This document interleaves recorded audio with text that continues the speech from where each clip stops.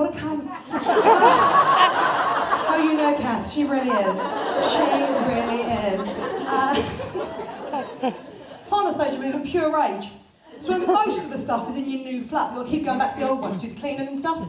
Just walking around going, how do we still own stuff? How do we still own, then you start, everything's to charity shop. Charity shop, that's it, charity shop. Like, do you want your grand's lamp? Oh, take a photo, you'll remember it. And just, charity shop. I started throwing Alice's clothes away to her going to the charity shop.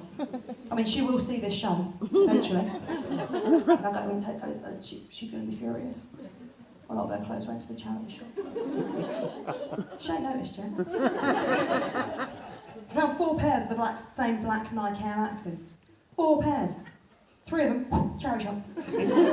Just to be clear, I don't know if I need to say this, but just to be clear, I am marrying an adult woman. You know, not like a sporty octopus. So, 3 pairs, charity shop. We're gone.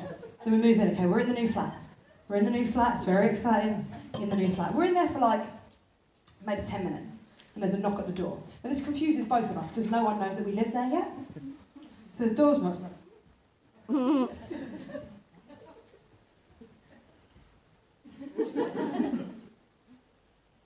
Door. We're like, hi! Welcome to the building! Have you taken the final flat? Oh, welcome to the building! Everyone that lives here, we're all first-time buyers, we've all sort of become mates. Welcome to the building, it's so brilliant here! Welcome to the building! And I was like, oh no. Oh no, that's the last thing I want. She went, oh honestly, everyone that lives here, everyone has so much fun, there's a WhatsApp group! Why is there a WhatsApp group? I don't want to be in a WhatsApp group with my friends, I don't want to be in a WhatsApp group with you lot. She went, oh honestly, join the WhatsApp group, it's really fun, we don't really text that much, it's just for like emergencies or if someone needs a parcel signed for. And I was like, okay, that's kind of helpful because in 6 to 7 years I might be able to afford to buy something again. So, begrudgingly I gave her my number. Fine. The next day, I've got to go into London. I've got an audition. The audition is about half an hour long. I come out of the audition, I open up my phone.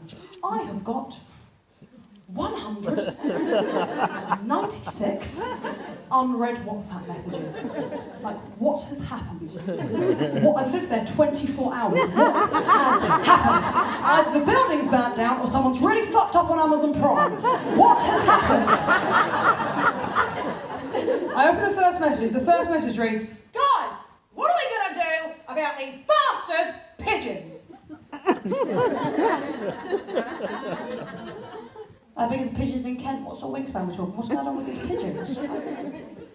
So I read a couple of the messages. I find out what my co-residents are angry about. They are angry that pigeons are sitting on their balconies. Now, I feel like I'm a reasonable girl. I feel like you're a reasonable bunch. I reckon if you've got a balcony that sort of juts out into the sky, you're sort of on their turf. Because we don't like when pigeons are on our turf. Occasionally, and by this I really mean once or twice in your whole life, you'll be on a train. You'll hear a rumour. There's a pigeon on the train. There's a pigeon in carriage. Where's a pigeon on the train? Yeah, pigeon got on. Yeah, pigeon got on at Cheltenham. Pigeon got on. You go and have a look. There's a pigeon on the train. There is a pigeon on the train. There's a pigeon on the train. We don't like it.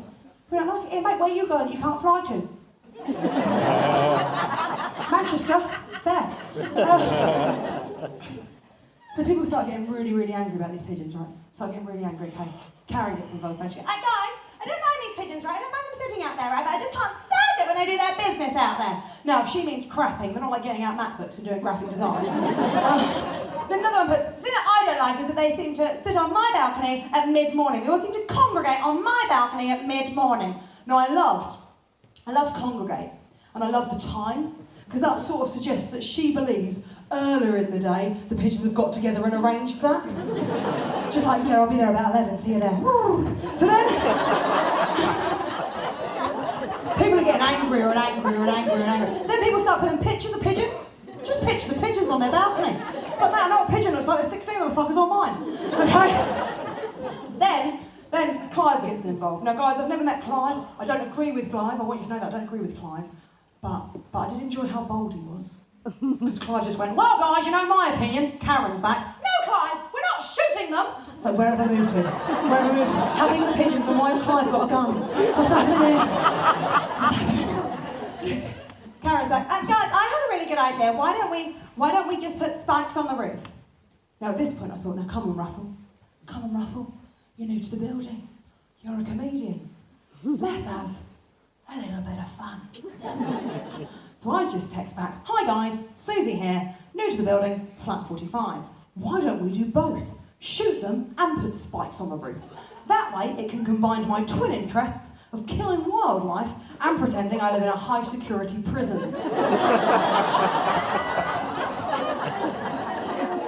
Nothing. For 45 minutes, nothing. I'm texting my girlfriend going, babe, back me up in the group, back me up in the group. That's your job as my girlfriend. If I do a joke, you do a lol, that's what this is. She said, no, I don't want to be tarred by the same brush as you. I said I live in flat 43. Long story short, I can't get a parcel signed for love nor money. That's what's happening there. So we're in our new flat, and I love it. And I am happy. I'm happier than I've ever been. But I've realised with happiness, there's often a caveat. There's always light and shade with everything. I've stopped trying to see the world through rose-tinted glasses. You know, I finally met the woman I want to spend the rest of my life with, and she proposed to me. Mum did ruin that. You know? I have been on Mock the Week, I never have Rampant Rabbit. You know? I've got a neutral, but I've literally always got the shits. You know, it's light and shade. Light and shade, that's what it is, light and shade. And then something started happening. Now, a lot of my friends told me this would happen, okay? Quite settled in my life. I was like, this is what I've been trying to get to for years, trying to get on the property ladder, trying to get a nice little career going, trying to meet the girl. I've done all those things. I'm like, I'm here, great, I can relax, I can just enjoy this. Something started happening. I'll be living my life in Kent. All of a sudden I hear this voice. Everyone warm and they say, it happened to you? I was like, no, it won't happen to me, mate. It happened to me. This voice just goes, here, Suze. Have a baby. You've got a flat now. Have a baby. Have a little baby. Go on, have a little baby. Have a little baby. Have a little baby. Have a little baby. Happens when I'm in the street. If I see a woman with a pram, I've got to have a look. I've got to have a look. So when I'm in the street the other day, I was straight there. Let's have a look at the baby. Have a look at that baby. Look at that baby. Look at that little baby. Look at that little baby. Look at his little fat head. Look at the little baby. Look at the little baby. Smile at the mum so she knows you're not weird. Look at the baby, look at the baby, tickle the baby, squeeze the baby, take the baby. I've not taken the baby, I've not taken the baby. But I have realised what's next in the adventure of Susie and Alice is we want to have a baby. Now, I'm not sure if there's any scientists in the room, but one or two of you might have twigged. We are missing one key ingredient. Because we got wombs, we got wombs for days, okay? We got a womb with a view of another womb if we face each other.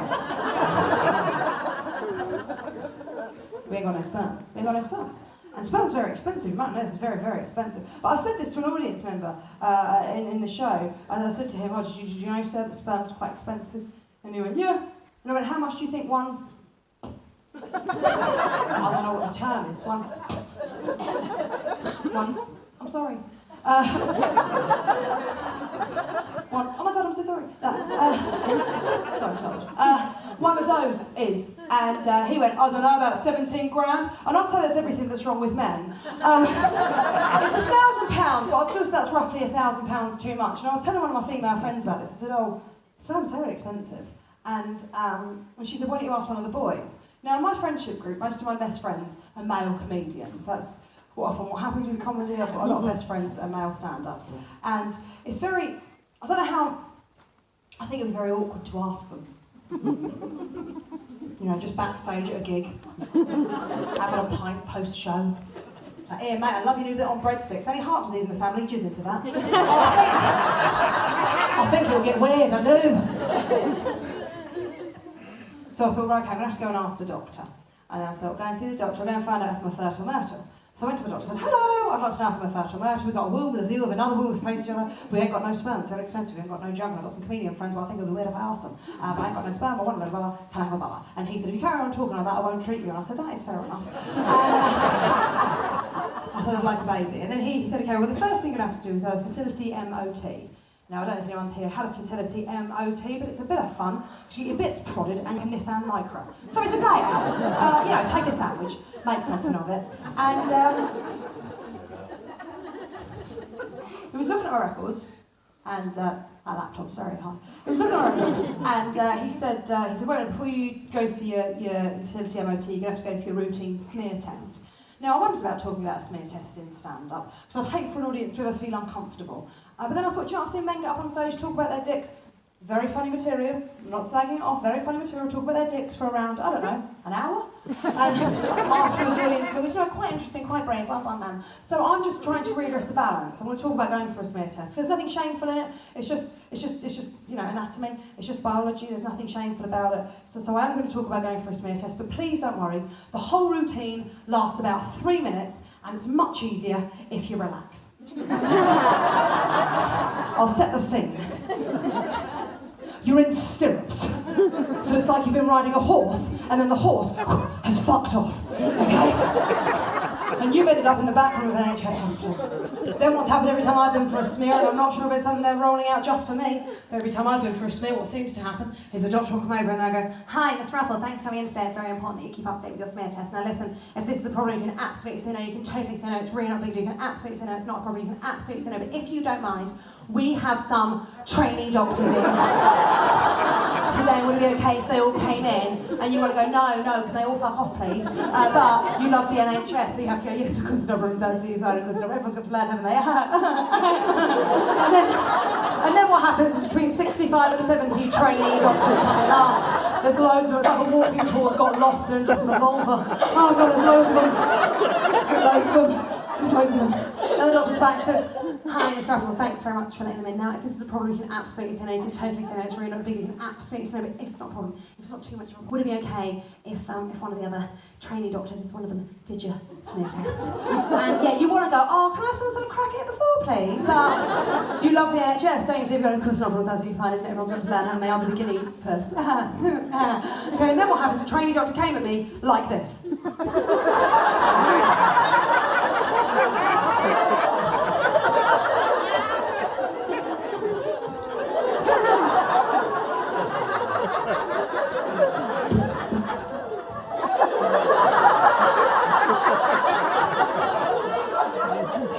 Shy cervix, you think, well, stop poking it. Okay. Then she's back, she says, "Mr. Ruffle, would it be okay if one of the other trainee doctors did your paperwork?" I was like, "Yeah, once I'm a clack, the other thing, fill out a form, crack on." So she comes over to me and she's like, "Oh, hi, Mr. Ruffle, hi. I just got to go through this paperwork. It's what we ask absolutely everybody that comes in. It's just a few questions. Is that okay?" "Yeah, okay, great. Okay, first question. Susie Jacqueline Ruffle, that's you?" "Yeah, okay, great. Date of birth, 18th of the 1st, 1986. Great, okay, first question.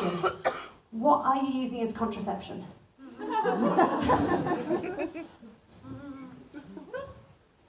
"Undercut, not enough, what do you need?" I said, "Oh, I'm not using contraception." She went, "Oh. Well, if you're sexually active, you do need to use contraception." "I don't." She said, "Oh no, you do, because if you're, even if you think, you do need to be quite careful. Even if you're using, the old-fashioned technique, or, the Catholic technique, it's like, nothing about what I am doing is Catholic."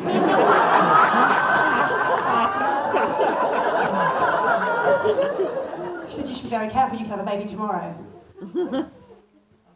I mean, yeah, exactly. I think it will take 9 months. I mean, I've got 4 GCSEs, you're nearly a doctor, you should know that. And she wasn't picking up what I was putting down, and what I was putting down was a KD Lang album. And eventually I just had to come out. Now, of course, there's LGBT plus people in the room, this is like, sometimes you have to come out in situations where you're like, "Oh God, do I have to keep coming out? I've got to tell people all the bloody time that I'm gay." So I said, "I'm a gay lady, I'm a lady that's gay, I'm a lady." And the lady that was down here, doing the jiggery pokery, which I think is the official term.